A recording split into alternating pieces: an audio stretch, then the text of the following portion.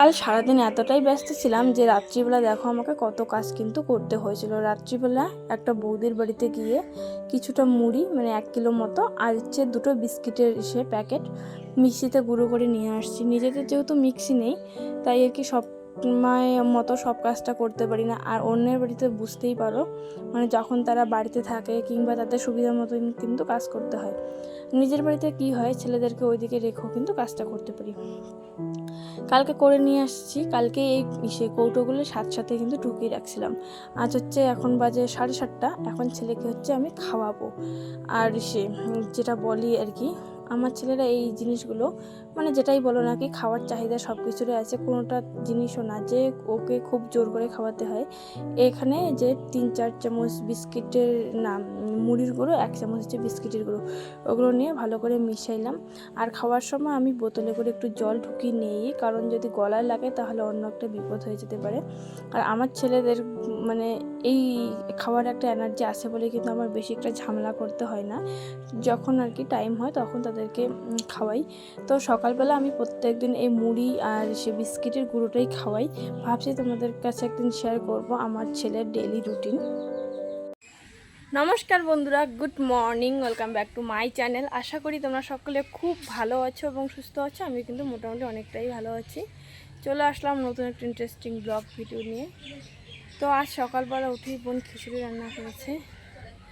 এখন বাজে মোটামুটি 10টা মতো। ভিডিওটা এখন থেকে স্টার্ট করছি পুরোপুরিভাবে। তো চলো কন্টিনিউ দেখতে থাকো, আশা করি তোমাদের খুবই ভালো লাগবে। তো এই যে এই হচ্ছে খিচুড়ি।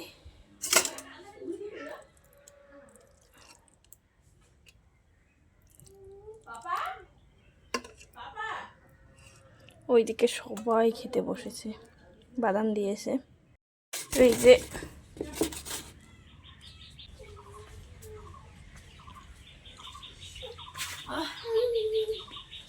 আলু ভাজা করা খালি হয়। খিচুড়িটা কিন্তু খুব সুন্দর হয়েছিল, টেস্টি, বাট একটাই গন্ডগোল হয়েছিল, সেটা হচ্ছে খিচুড়িটা একটু হলুদ কম হয়েছিল, সেই জন্য একটু অন্যরকম দেখতে হয়েছিল। আর আজকে কি হয়েছে, খাওয়া দাওয়া আমাদের মানে সঠিক টাইমে হলেও আদার্স কাজগুলো কিন্তু একদম মানে কেমন এলোমেলো হয়ে গেছে। তো এখন বাজে 9:30 মতো, এখনও অবধি আমাদের ঘর ঝাড় দেওয়া হয়নি। ওরা যেহেতু দোলনায় ঘুমিয়ে আছে তাই ভাবলাম তাড়াতাড়ি করে ঘরটা ঝাড় দেই। আর আমাদের ঘরে কি হয়, একটা বস্তা সবসময় থাকে, কারণ এতটা পরিমাণে আমাদের ঘরেতে ধুলো ঢুকে সেটা একটা বলার মতো না। কারণ ওই যে একটা মাত্র পাকা ঘর, আর বাকি ঘরগুলো যদি কাঁচা হয়, আর বাড়ির সবাই যদি কৃষিকাজে ব্যস্ত, কারণ সবাই সবসময় পরিষ্কার থাকে এমন কোনো কথা নয়, সবাই কিন্তু মাটির কাজ করে, তাই সবসময় জুতো দিয়ে হাত পা ধুয়ে ঘরে ঢুকবে এমন একটা মানে সিস্টেম নেই। তো সেই জন্য একটু ধুলো হয়। তার উপর গ্রামের পরিবেশ, সবসময় একটু ধুলো থাকে, আমাদের যেহেতু রাস্তার পাশেই বাড়ি। তাদেরকে নিয়ে ভয়েস দিলে ঠিক এইরকমই হয়, কারণ দেখো আমি যে একাই ভিডিও এডিট করে ভয়েস দেবো সেই সময়টা কিন্তু আমি পাই না। মানে আমি যখন যা পাই তখন টুকটুক করে একটু করে এডিট করি, একটু করে মানে শ্যুট করি। তো সেটা দিয়েই আমার মানে সারাদিনের ব্লগটা করা হয়। তার উপর যদি আমি এডিট করি তখন আমার ছেলেদেরকে কোলে নিয়েই কিন্তু এডিটটা করতে হয়, তাই এরকম অবস্থা, তাদেরও একটু ভয়েস মানে শোনা যায়। তো তোমরা প্লিজ একটু ম্যানেজ করে নিও। এদিকে দেখো আমার ঘরটা ঝাড় দেওয়া শেষ হয়েছে, কিন্তু এই যে দেখলাম যে মানে টেবিলটা তো প্রচুর পরিমাণে, যেহেতু দুধ খাওয়াই, প্রচুর পরিমাণে ধুলো টুলো জমে আছে, সবসময় পরিষ্কার রাখতে হয়। আজকে একটু রোদ উঠেছে, কালকেও স্নান করা হয়নি, এমনি গাটা মুছে দিয়েছি গরম জল দিয়ে। তাই একটা বালতিতে জলটা গরম দিলাম যাতে একটু রোদে গরম হয়, তারপর ছেলেকে স্নান করাবো। এদিকে দেখো কতগুলো থালা বাসন জমা হয়ে গেছে, সবগুলো আবার মাজতে হবে। সকালে অনেকগুলো মেজেছি, এখন আবার কতগুলো। খাওয়ার পর এই থালা বাসনগুলো কিন্তু কলপাড়ে রেখে দিয়েছি, তার কারণ ওই যে ছেলেদেরকে একটু দেখতে হবে, যদি এবার তারা উঠে যায় এগুলো কাজ করতে করতে, নাহলে ওইদিকে কান্না করবে, তাই আর কি ওরা রেখে গিয়েছিলো। আর আমার ঘরটার ঝাড় দেওয়া কমপ্লিট হওয়ার পর এই যে মাজলাম। একজন আবার শাক নিতে চাইছে, তাই বাড়িতে কেউই নেই। আমার বোন কোথা থেকে যেন আসলো, আমার বড় ছেলেকে তো নিয়ে গেছে একটু। তাই বাবা মানে বাজার থেকে আসছে, আসার পর খুব পরিশ্রম হয়েছে, আমাকেই বলছে শাকটা নিয়ে এসে দে। তো আজকে সহ আমি দ্বিতীয় দিন আজকে শাক বিক্রি করব। বাট একটা মজার বিষয় কি, যেদিনে আমি শাক মানে বিক্রি করেছি, এর আগে 20 টাকার মতো বিক্রি করেছি মানে দুইজনের কাছে, একজনও কিন্তু আমাকে টাকা দেয়নি। তো এখন তুলে আনলাম হচ্ছে শাক, একজন নিতে আসছে, তাকে হচ্ছে দিব। আজকে আমি দ্বিতীয় দিন শাক বিক্রি করতেছি বাড়িতেই। আজকে আমাদের গাছের কিছু ঢেঁড়স তুললাম, এই দেখো কয়েকটা বরবটিও আছে। যেহেতু ঢেঁড়স প্রত্যেক দিনই হয়, তো মানে একদিন বাদ না তুললে প্রায় নষ্টই হয়ে যায়। ঢেঁড়স তোলার পর গেছিলাম মন্দিরে, যে মন্দির থেকে দিল গোলা প্রসাদ, যেহেতু পুজো হয়েছিল, একটা বৌদি পুজো দিতে আসছে। এদেরকে ছেলেদেরকে খিচুড়ি খাওয়াবো আজকে। একটু গ্লাস দিয়ে চটকে নিয়েছি, দুটো ভাগ করেছি, কে কতটুকু খেতে পারে। আর এই যে এদিকে আমার জল আজকে ঠান্ডা করতে এতটাই লেট হয়েছে যে একটু বোতলে করে গ্লাসে দিলাম যাতে ঠান্ডা হোক। লাগছে দেখো, একটুও জল নেই। আমার শান্তি নেই, একজন ঘুমোচ্ছিল, মানে দুজনে ঘুমোচ্ছিল, বড় ছেলে ঘুমোচ্ছিল, ছোটো ছেলেকে একটু বাবার কাছে দিলাম। মানে ও বিছানায় রেখেছিলাম, এত সুন্দরভাবে খেলছিল, তার জন্য বললাম যে তুই একটু দেখ। বাবাকে বললাম আমি ঢেঁড়সগুলো তুলে আনি, মা তো বাড়িতে নেই, তো একটু সব কিছু আমাকে আর বোনকে করতে হবে। এখনও আজকে ঠাকুর অবধি পুজো করা হয়নি। তো ঢ্যাঁড়স তুলে আনতে আনতে দেখে আমার ছোটো ছেলে ভীষণ কান্না জুড়ছে, ওকে থামাতে গিয়ে মানে হাত কোলে নিয়ে আর কি মন্দিরে গেছি, প্রসাদটা গিয়ে নিয়ে আসলাম। এখন মন্দির থেকে এসে বাস বড় ছেলে উঠে গেছে। তো কি এখনও খাওয়াইনি দুপুরের খাওয়াটা, ভাবলাম খাইয়ে দিয়ে স্নান করব। আজকে আবার ঘরটা মুছতে হবে, দুদিন থেকে ঘরটা মুছতেছি না, ভীষণ একটা মানে সেটা মেঝেটা একদম খসখস খসখস করতেছে। তো চলো ওকে খাইয়ে দিই। করার পর হচ্ছে ঠাকুর মুছবো, রান্না করব, তাই ভাবলাম স্নান করার আগেই ঘরটা আর কি মুছে নিই, না হলে আবার একটা কেমন পরিশ্রম উল্টি করতে হবে।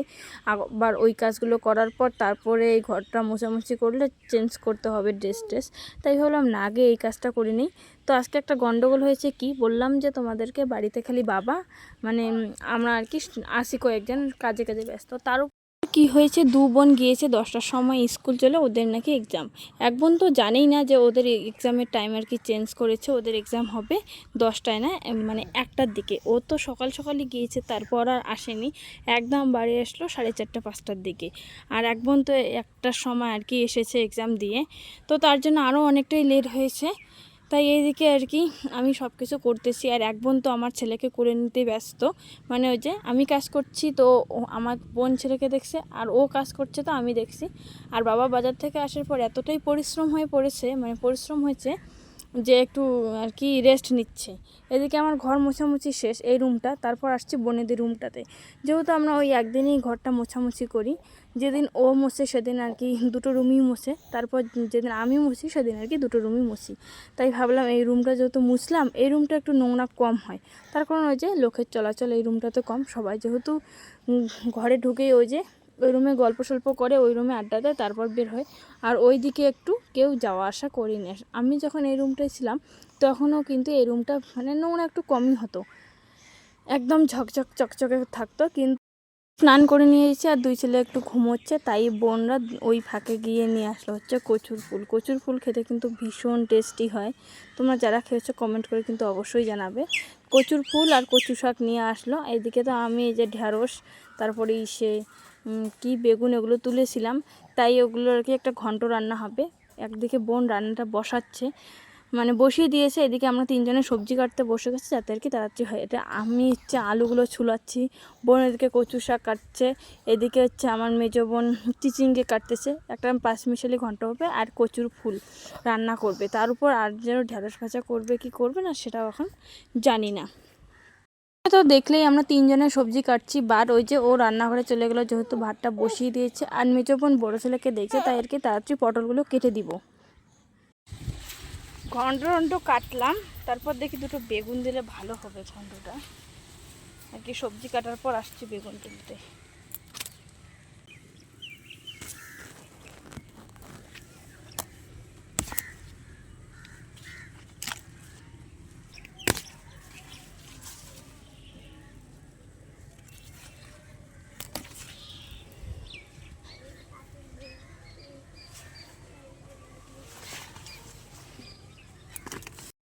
দেখো এই কয়েকটা বেগুন তুললাম, গাছে বেশি বেগুন নেই, এই কয়েকটাই হয়ে যাবে। এদিকে আমার সবজি কাটা শেষ, আমি বেগুনটা দিলাম, বোন কেটে দিবে। আর এদিকে বোন কচুর ফুলটা কাটতে বসেছে, যেহেতু সম্পূর্ণ কাটা হয়নি। আর এদিকে দেখো দুই ছেলেকে আবার একটু পরিষ্কার করে খাইয়ে দাইয়ে মানে স্নান যেহেতু করে দিলাম, ঘুমিয়ে দিলাম, একটু ঘুমোচ্ছে ওরা। আর এদিকে আমি ওদের সমস্ত কাপড় চাপড় যেহেতু শুকিয়ে গেছে, আর মা যেহেতু বাড়িতে নেই, বিকেলবেলা অনেকটাই আর কি ইসে করতে হয়, ধকল যায়। আর জানোই তো সবার মানে বাচ্চা সামলালে না একটা আলাদা পরিশ্রম হয়, যেটা অন্যান্য কাজের মধ্যে কিন্তু হয় না। তাই আর কি এই যে আমি যতটা পারি ততটা আর কি কাজ এগিয়ে কাজ চেষ্টা করছি। যেহেতু বৃষ্টি আসা ভাব, আগে থেকে কাপড়গুলো তুলে নিয়ে এসে যে ভাঁজ করতেছি। কাপড়গুলো সবগুলোই ভাঁজ করা কমপ্লিট। আর ছেলেদের যত জিনিস আছে সব এই বিছনাটাতে রাখি, সব কিছু গুছিয়ে রাখি, ভালো করে বিছনাটা ঝেড়ে নিলাম, বাস এইদিকে আমার কাজগুলো একটু শেষ।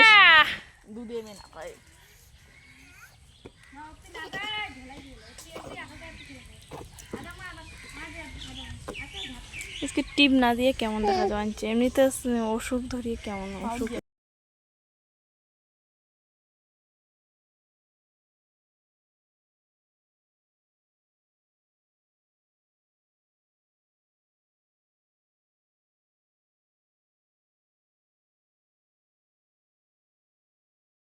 গ্রামে কি হয়, এই যে জিলিপি, তারপর খুরমা, কি মিষ্টি জাতীয় জিনিসগুলো আছে না, ওগুলো আর কি ফেরি করে নিয়ে বেড়ায়।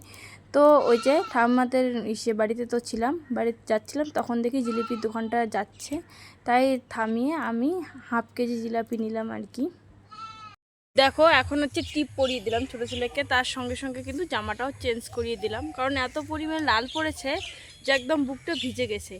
আর হচ্ছে দুইজনকেই, বড়ো ছেলেকে একটু দুধের বোতল দিয়েছি, ছোটো ছেলেকে দুধের বোতল দিয়েছি। তারপর দেখি বড়ো ছেলে উঠলো, ছোটো ছেলে একটু ঘুমাচ্ছিল, ওই ফাঁকে বড়ো ছেলেকে কোলে নিলেই ভাতটা একে খাইলাম। সেভাবে দেখাতে পারলাম না কী রান্না হচ্ছে, তো বলেই দিই। ভেবেছিলাম যে ঢ্যাঁড়সটা ভাজা করবে, কিন্তু ভাজা করেনি আর কি। ওই যে সব পাঁচমিশালি একটা ঘন্ট করেছে, আর কচুর ফুল এই দিয়ে আজকে হচ্ছে খাওয়াটা হলো। আর কচুর ফুল খেতে ভীষণ টেস্টি হয়, তোমরা যারা খাইছো তারা তো অবশ্যই জানবে। এখন বিকেল হয়েছে, 5টার মতো বাজে, আর ভাতটা খেতে হতে আজকে ভীষণ দেরি হয়েছে, তো একটু রাস্তার দিকে একটু যাবো। বিকেলের আকাশটা দেখো ঠিক কতটা সুন্দর লাগতেছে। আর গ্রামে যেহেতু চারিদিকে শুধুমাত্র গাছ আর গাছ, তাই দেখো আমার 2-4টা গাছের মধ্যে মাঝখানে একটা ভি আকৃতি ধারণ করেছে। আর কাক পাখি কত কিছুর না মধুর কোলাহল শোনা যায়। আর আমাদের প্রত্যেক দিনের যেটা কাজ সেটা হচ্ছে সকাল বিকাল এই শাক তোলা, কারণ প্রত্যেক দিনই এই শাকগুলো ঠিক বিক্রি করা হয়।